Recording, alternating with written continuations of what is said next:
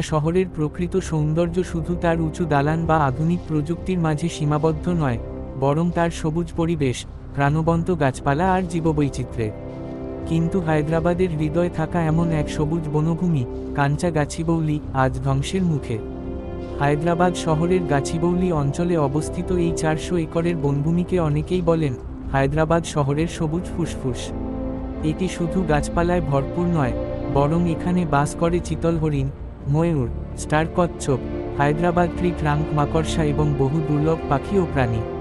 কিন্তু সম্প্রতি উন্নয়নের নামে এই বনভূমির হাজার হাজার গাছ কেটে ফেলা হয়েছে।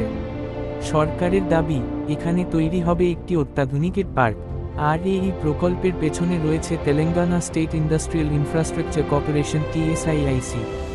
এই ঘটনার প্রতিবাদে সোচ্চার হয়েছে হায়দ্রাবাদ বিশ্ববিদ্যালয়ের ছাত্রছাত্রীরা, পরিবেশবাদীরা, এমনকি সাধারণ নাগরিকরাও। তারা বলছেন উন্নয়ন চাই, কিন্তু পরিবেশ ধ্বংস করে নয়। এই ইস্যুতে সোশ্যাল মিডিয়ায় আওয়াজ তুলেছেন অভিনেতা জন আব্রাহাম সহ বহু বিশিষ্ট ব্যক্তি। তিনি লিখেন, please stop, let's not destroy nature in the name of development.